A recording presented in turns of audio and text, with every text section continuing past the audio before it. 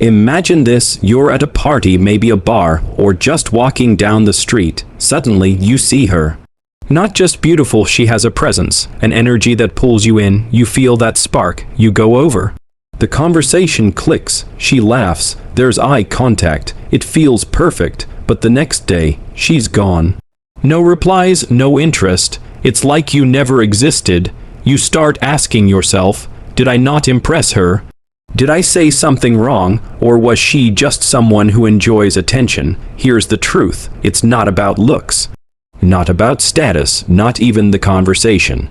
It's something far more subtle, something you said or didn't say. Most guys think attraction is all about money, looks, or charm. But what really makes a woman think about you is how you trigger her imagination.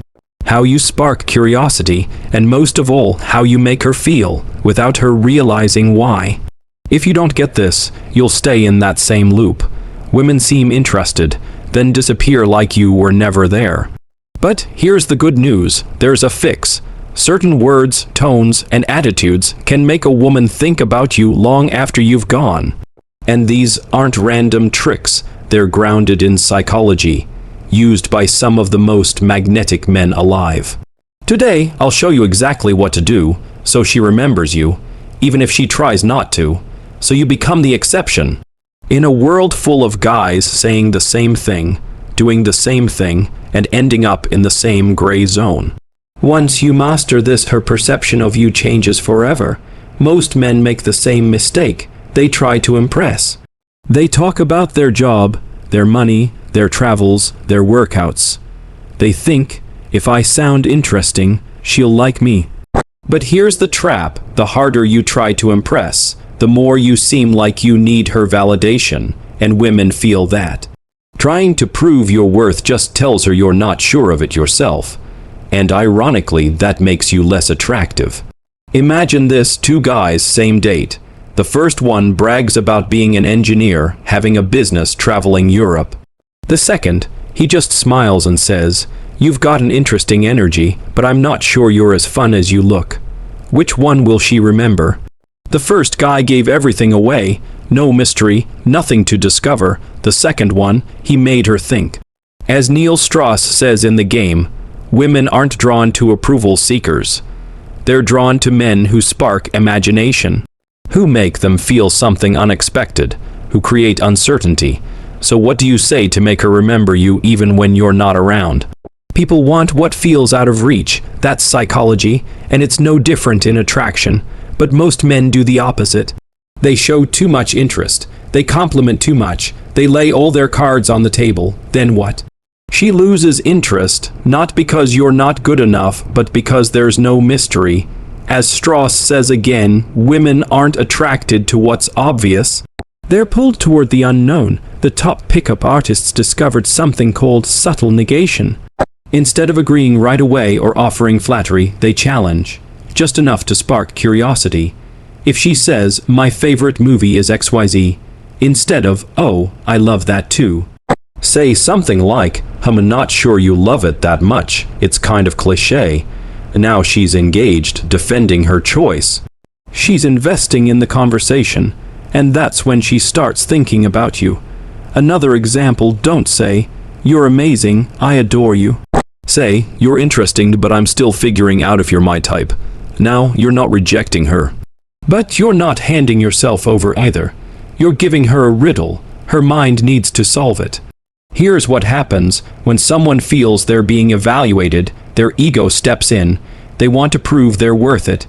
And the moment she starts wanting to impress you, she starts feeling a deeper pull. That's why passionate stories often start with tension, movies, books, real life. It's not manipulation. It's understanding what builds real attraction. So how do you use this power in real conversations? Here are 3 types of phrases that activate emotions. Subtle provocations say, "There's something about you that screams trouble, but the kind of trouble worth it." Why it works? Because it's unclear compliment or warning. She'll try to decode it long after the conversation ends. Emotional mystery say, "There's a story behind that smile. Not sure I want to hear it yet." You create curiosity, and you hold the power to decide when she reveals it. That flips the usual script. Playful challenge, say, not sure we'd get along, I might not even like you. Now you're the one evaluating her. That change in dynamic makes her want to prove herself. These aren't lines, they're emotional triggers. And when someone links emotion to a moment, they remember you. But here's the real challenge. How do you say this without sounding fake? Attraction isn't about convincing, it's about projecting certainty. As Neil Strauss says, the most attractive men don't need approval. Think about it. The men who stand out aren't trying to please. They're calm, grounded. They are the prize. Most guys overdo it. They over-text, over-compliment, over-explain, and kill the spark without realizing it. The real signal they send, you're above me, please validate me. But when you don't seek validation, you radiate confidence. That's powerful. So how do you do this without coming off cold? 2 techniques. The Gatsby effect. The most charismatic people speak slowly. They're not afraid of silence. They don't rush to fill gaps. When you speak with calm and control, you signal high status. The space game. If you want her to think about you, give her space to do so. Don't always be available. Don't always respond first. Leave at the peak. Just like Strauss did in the game, he had a great conversation then left. At the high point, next day she chased him.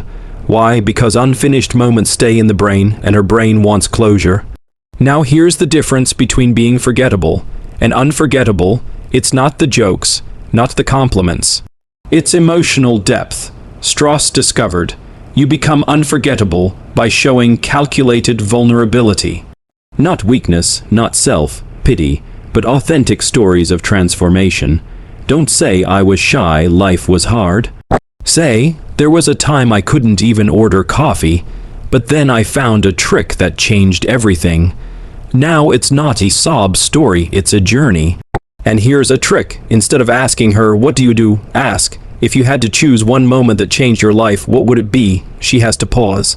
Reflect. Now she's connecting with you emotionally, and that emotion, she'll subconsciously tie it to you. Because when we open up, we remember who we opened up to, and that's what makes you unforgettable. Words aren't just words.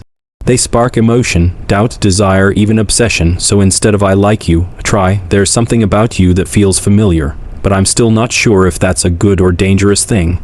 That's cognitive dissonance. The brain hates uncertainty, so it keeps replaying it. She'll think about it for hours.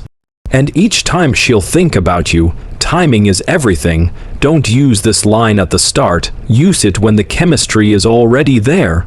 When she's already feeling something, look her in the eye, smile, and say, there's something about you that feels familiar, but I'm not sure if it's a good or dangerous thing. Then pause. Let it hang. She'll try to figure it out.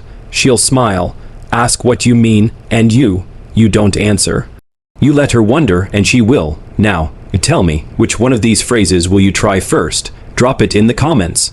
And if you're ready to go even deeper, subscribe, because in the next video, I'll show you how to make a woman chase you. See you there.